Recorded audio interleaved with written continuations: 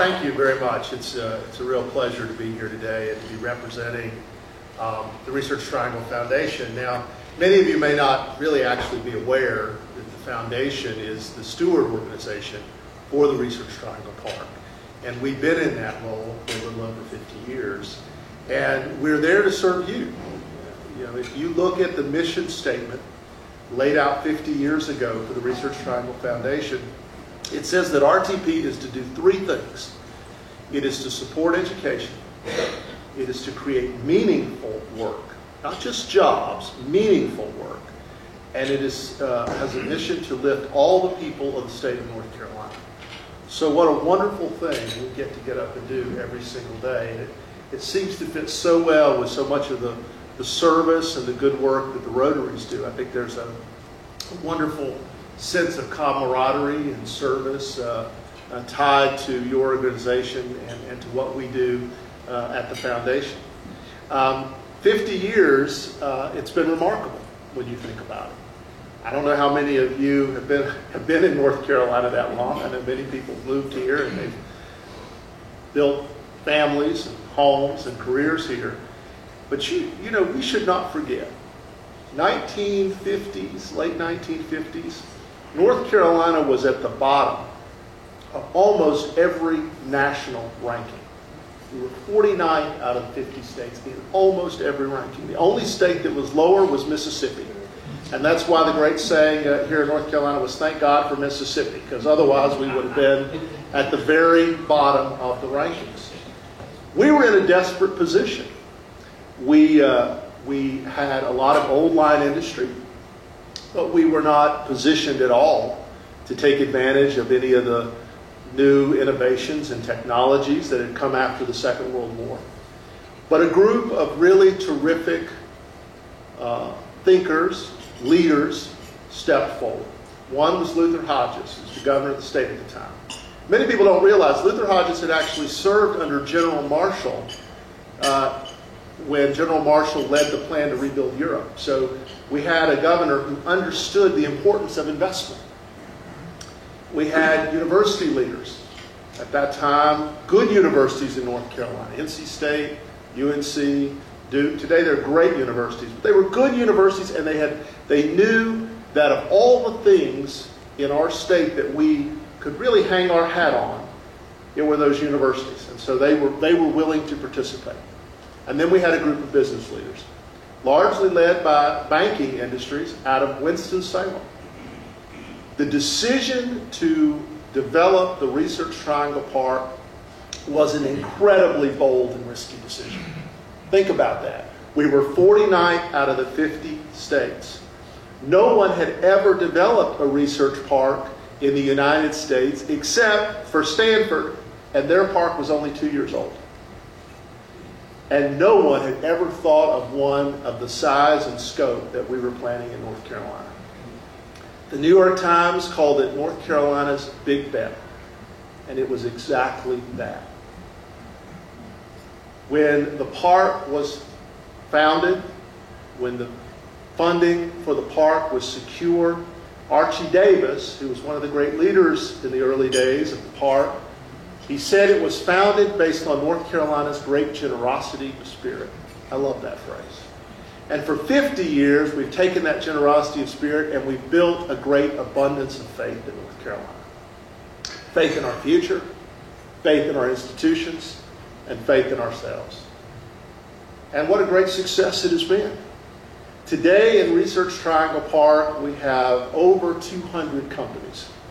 That's the largest we've ever had in the park. Over 60% of those companies, now this will really shock you, over 60% of those companies have 20 employees or less. You only think of all the big companies out in the park, the Ciscos, the NetApps, the Fidelities, the Lenovo's, the IBM's, the GSK's, but we have a very dynamic entrepreneurial base in RTP. In fact, last year, RTP's companies generated close to $220 million in venture funding. That's 1/3 of the entire state of North Carolina, only within the boundaries of the Research Triangle Park. We have over $1 billion of new investments taking place in the park today. 45, 50,000 people work there. We're the largest park in all of North America, and we're clearly considered one of the nation's great innovation hubs. We're proud of that.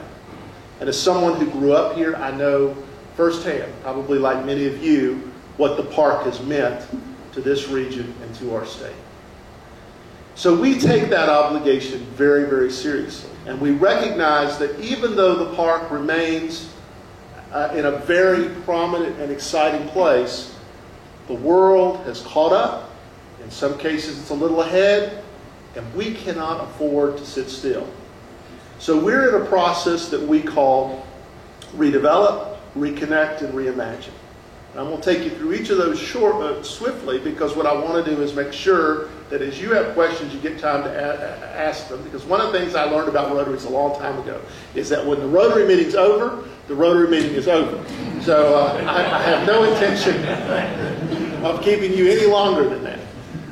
Redeveloping the park. Look, as I said, we're 7,000 acres. To give you a sense of perspective, that's half the size of the island of Manhattan. And you cannot buy a Starbucks coffee anywhere in Research Triangle Park. We may be the only 7,000 acre site in the world where you can't buy a Starbucks coffee. The point is that we don't have the kinds of amenities and services that people are looking for today. Whether they're big companies or startup companies, people live and work differently than they did in the 1960s and 70s.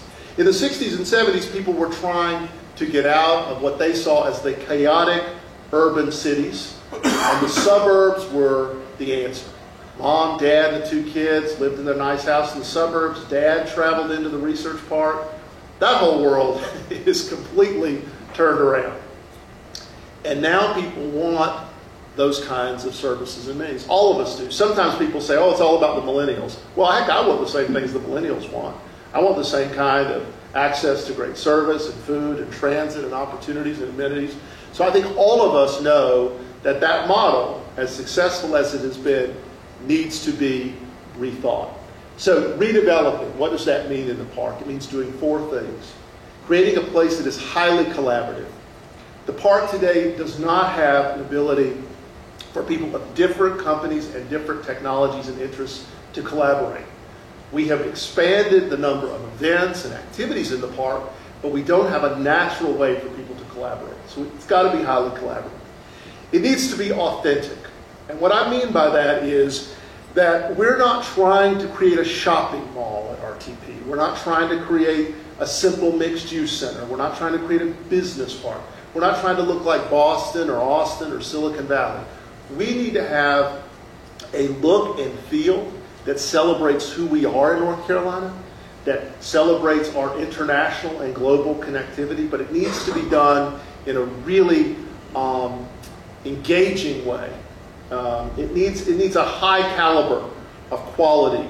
And so we've been reaching out to architects and thinkers around the world, and we have a terrific group leading it here with Marvin Malik at the College of Design at NC State, and Talman Trask at Duke University, and Larry Wheeler from our North Carolina Art Museum, to help us make sure we get the right look and feel. Third, it should be inspiring. One of the saddest things I think about the park, despite all its success, is you will drive through the park and have no idea where you are. You know, what is the old saying? I didn't know when I got there. I had no idea where I was. I didn't know when I left. Now that's one confusion. How many of you have ever been asked by somebody who visited the area, will you take me over and show me RTP? And you don't know where in the world you're going to take me. We deal with that challenge every day. And the thing is, that the sad part is that people who visit the park, including people who live here, have no idea of the game-changing, life-changing innovations in technology and science that has occurred in their own backyard. Innovations and technology that have changed the world were created right here, and you can visit that park and you will never know it.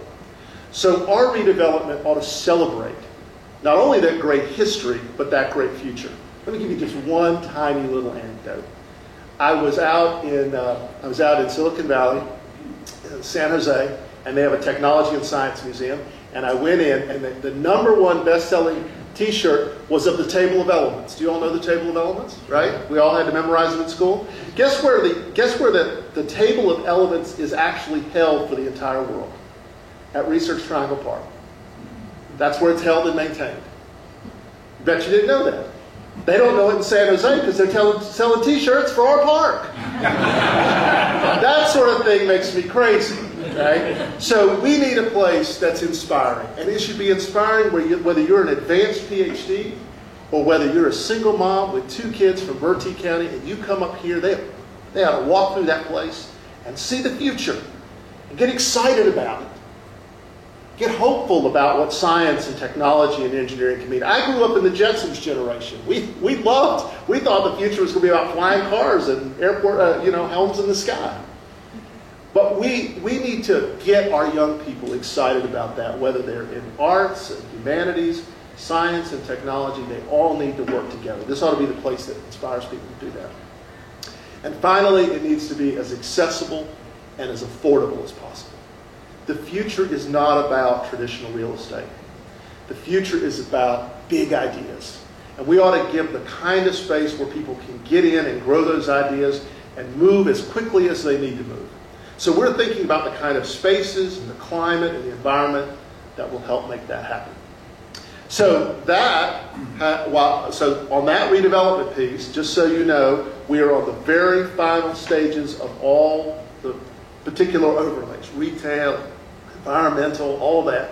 We'll be under full construction a year from now, and in 36 months out at Research Triangle Park, you'll have a whole variety of new food and beverage options. You'll have a new hotel, you'll have places to live. The park will fundamentally change with those guiding principles in place as we move it forward. Now, in the meantime, we have to reconnect. We have to get re-engaged again as a park. When I took this job, how many people said to me, I have no idea what the Research Triangle Foundation does? We haven't heard from the park in years. We're changing that. And one of the ways we're changing that is we just opened a project we call the Frontier. It's one of the old buildings that IBM had in Research Triangle Park. We bought it a year ago, and it will ultimately be redeveloped. But for right now, we've opened it. 150,000 square feet. The whole first floor is completely free. You could walk in that space today, free wireless, free coffee, sit down in a great space. You can hold meetings. You can just connect with friends. You can just meet in the center of the region right there in the Frontier. We've been open 4 weeks. Over 5,000 people have been into the Frontier. We have offices that you can rent for about $300 a month. We have all kinds of events and programs that we lead in there. And it includes everyone from artists and musicians to young entrepreneurs and startups. It's a terrific new way to connect and engage, and the universities are moving programs in there as well. So we're re-establishing that historic and important relationship with our universities. And finally, reimagine.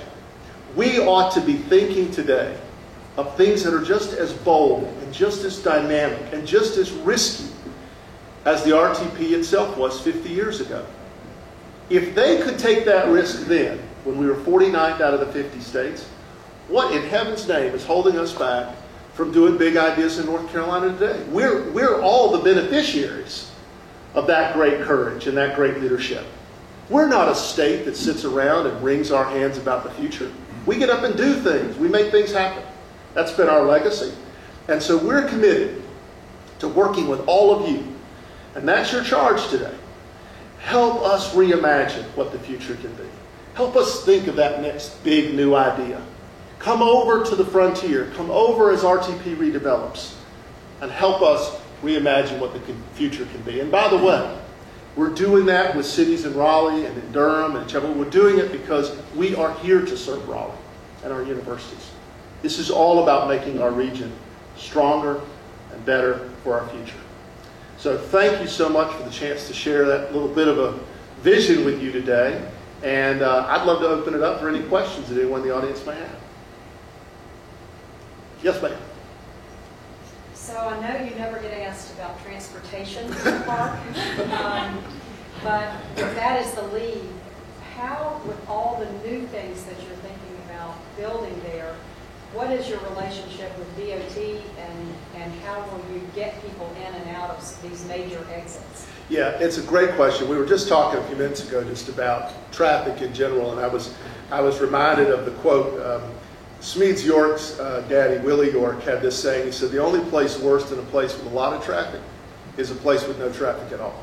So I get up every day and I see all those cars and I look at all those folks and say, okay, that's opportunity. There's people going to work, they have jobs. That's a good thing. But we are faced with a real challenge, and I think we all know it in this region. It kind of goes back to this thing about we don't wring our hands in North Carolina. We know how to move forward. Well, it's time we move forward on looking at this transit issue, and I think all those things are really starting to happen now. In Research Triangle Park, we're committed to several pieces of that. One, we recognize because we're center of the region, we're probably going to end up being sort of a regional hub. And we're prepared in Park Center to make the investments to make that a regional transit center. So whatever the final solutions or interim solutions may be, from bus rapid transit to commuter rail to light rail, we're going to be right there prepared to engage with that and to provide transit in the park. One of the things you don't do now when you visit RTP is you don't go from company to company. So Fidelity doesn't go to Bayer, and Bayer doesn't go to Syngenta, and Syngenta doesn't go to Cisco. But when we have Park Center, we'll have a core place for that. So we'll start committing as a private entity to running transit all through the park to link people and bring them to a regional transit center. We will make those investments as part of the regional hub, and we'll look at ways we can connect to the airport, which we think is going to be absolutely a central connection.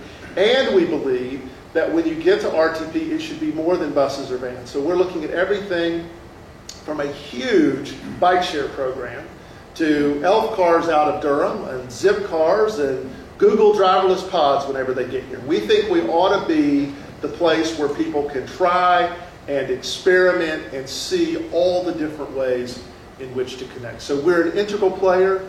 It's absolutely critical. Whatever you think about transit, keep this in mind. Every region I compete with in the world has transit. When we don't, it's a mark against us. Fair or unfair, that's the reality. Yes, sir. Following up on the transportation issue, I've heard talk a lot of times that one of the causes of all the transportation problems in the park is that nobody's allowed to live there. Right. And I was wondering if you could comment a little bit on that part of the redevelopment. You're exactly right. That's part of the solution. So we know in the very first phase we will have residential going up. Now, we don't ever see the park having single-family homes, but we do see apartments and condos and some kind of townhome product at some point in the market, and we can see thousands and thousands of those potential projects being developed in the park. But a big part of that is workforce housing. So we're working to develop a certain percentage of every project to be committed to workforce housing, affordable housing. Because most of the people that are commuting the furthest every day are the folks in our families, our business family, who are our administrative assistants. There are security guards, there are lab techs, and they have to live farther out because they can't afford homes closer in. Our executives can live pretty close in. But for most of them, they commute the farthest, and when gas prices go up, or they've got other issues, they're hit the hardest. Now, they won't all choose to give up a single-family home to live close in an apartment or a townhome, but they should have that option. And we ought to make sure that a percentage of that housing is affordable to them so that they can do that. That also includes having schools. We have a high school now in Research Triangle Park. We're in talks with a K-8 school that would be located in the park. We ought to create an environment that pulls less people off that road every day, whether they're going from their company to lunch or whether they're going from home to the company or back again. So the housing is a key piece of that. Yes, sir. You How many acres remain available for development, and are there opportunities to add acreage from the surrounding parks? So that's a great question. So that is obviously one of the issues that the Foundation Board looked at when they started thinking about this new type of development within the park. So of the 7,000 acres, we have 700 acres remaining. Okay? Now, keep this in mind. It's not as though we've lost that acreage. We as a foundation always have the right to repurchase, and we always have the control over the entire site. But what we did in our master plan was we identified areas in the park where I like to say you could do sophisticated infill. So there's large areas in the park where you can go in and build into a much more dense and urban development. That's what we'll do at this first phase of development at Park Center. That's about 100 acres. But I have the ability to develop another 300 to 400 acres that same way in that northern portion of the park. I can triple the size or triple the number of people who work in the park simply by doing that without buying any additional acreage. So we don't think our future is about expanding the borders of the park. We think it's about better land use and stewardship within the park and making more use of what we already have. Yes, ma'am. One of the things that attracted both people in pharmaceutical as well as IBM to the area was the fact that they could put in place a place where people could work. They had a lot of control over making sure that their intellectual property wasn't damaged, they had stolen. They had physical security and property security. You're talking about a lot more openness. How are you going to meet the needs of those kind of companies, not just the traditional ones like IBM, but any of the biotech companies, because intellectual property is their business. With this influx of people, structure, busyness, and sort of region. Yeah.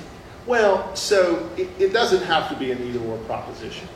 For many of those companies, those who operate with that kind of security, that kind of acreage, and that kind of need, no one's asking them to change one thing that they do.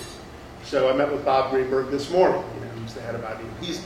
He is absolutely thrilled by the redevelopment, and yet he's not being asked to change anything about his internal culture to the IBM campus. What he likes is that it now means that when IBM goes to recruit younger talent, they're not looking at mom and dad's old research park and old research campus and saying, I don't want to be part of that. Because now they're going to be able to see there is a whole variety of things that they can do that's a part of being a part of RTP. So he sees that as part of the value proposition for recruitment. Secondly is that they are looking to get out of some of the things they've maintained in the past. Big corporate cafeterias, corporate fitness facilities, and this will allow them to get rid of those business options and allow their employees to take advantage of the new mixed-use opportunities that will exist there in the park. The opportunities with hotels and conference centers allow them to create expanded business models. So, for instance, we've looked at how can we make the IBM products the products in new park centers so that when you visit there, you see IBM on display. So we're going to, obviously it is being very sensitive and listening to our companies, but they have helped participate in this design and this plan.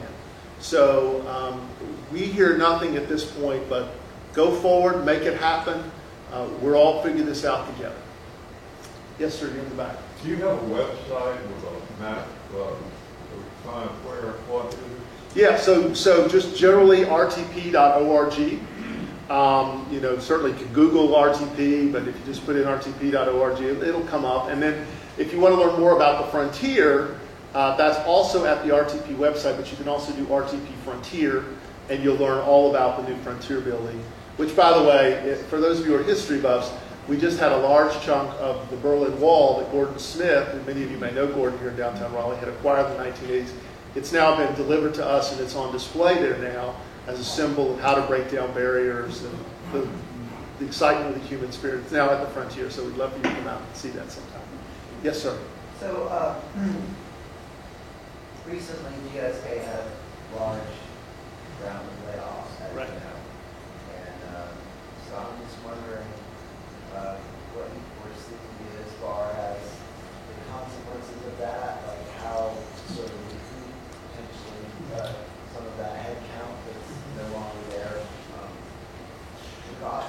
Well, so there's, so obviously I do have some thoughts on that. GSK intends for that to remain their North American corporate headquarters site. So I think that while they are going through some obvious changes internally, I could see where that site can ultimately, some other opportunities could emerge at GSK. But look, folks, this is the new economy we live in. These companies like GSK and IBM and Syngenta and Bayer and others are faced with competitions that mean their business models are changing much more dramatically.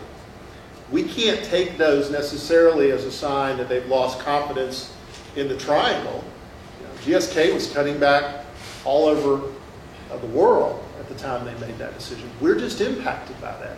It's why we've got to make sure that we build a very diverse and very vibrant portfolio of companies and opportunities. That's why I mentioned earlier I'm so excited by all the younger startup companies or smaller companies that we have. That's our seed corn for the future. We ought to be investing in that at the same time we're protecting and supporting as best we can those larger companies. But larger companies like the IBMs and others making big investments in big R&D centers, I don't see that day coming back, maybe ever. And the reason is because they don't have to do that anymore. For many of them, they make strategic decisions today where they say, not where do we want to go develop for the next 20 years. They say, we've got a product we've got to get to the market in the next 3 to 5. Where do we need to go in the entire world, put a team in place, and focus on getting that product to market? So they're not going to be in one necessarily central R&D hub. What we need to make sure of is that we're as accessible and as affordable as a region that allows those pop-up labs to come here, develop products, and like it so much that they keep staying and investing here. But we have to be much more vigorous in the way that we work with these companies, that we engage with them, and we need to be much more understanding that we're going to have to just accept there's going to be ups and downs in these markets, and it's just the reality we live in today. Yes, sir. All these developments that are certainly needed smell of money. Where is it coming from? Oh, money. Yes, money. So we operate as a not-for-profit, private. We are the only research park in the world that operates without any public funding. Okay? We've operated that way for 50 years. When we've sold land, we have used that to fund an endowment, corpus, if you will. We have about $200 million in value as a not-for-profit that we invest all the time in our universities, in public service, and good deeds.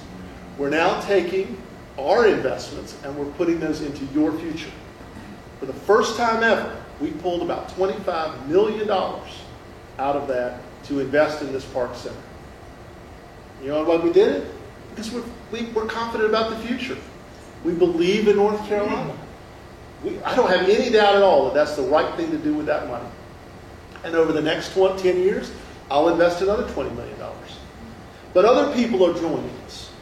Durham County has expressed support in helping to fund some of the public infrastructure that needs to go in. That's terrific. We'll look for creative ways to work with the state, understanding that they have constraints. Where they want to participate in public infrastructure, we welcome that. We'll work with our companies in the park.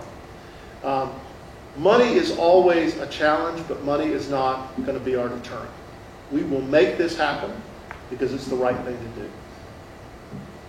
Other questions? Yes, sir. How can we, as individuals, get involved in the systems? So first of all, I'd love to see you come out to the frontier sometime. I'd love you to go to the site and look at the events, and hopefully there's something on there that excites you. If it doesn't excite you or interest you, let us know what would. Let us know ways that we can serve in that respect. Be a champion for your region. Speak up about our universities, particularly our university funding. Folks, let me tell you, none of this development will matter one bit if our universities are thought of less around this world.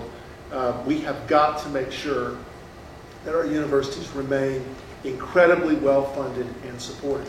That's the heart and soul of RTP. We're nothing but a big land deal without it. So be champions for our universities and for education. Come out to the park you know, when we have events and programs, and give us feedback on the website. As we start to develop, come out there, take ownership of some of it, bring programs out there.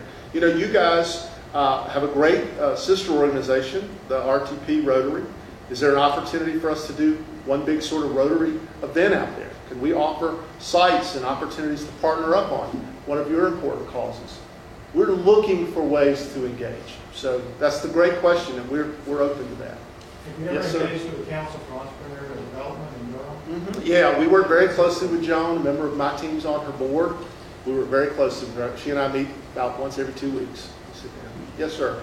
I've lived here 25 years and look around on the highways to see the logo for RTP, but there is no logo. Can you make one, please? We have a logo, and you're exactly right. And one of the things that bothers me is there's no sense of gateway entrance when you visit the park. Part of this redevelopment, let me assure you, is going to change all of that.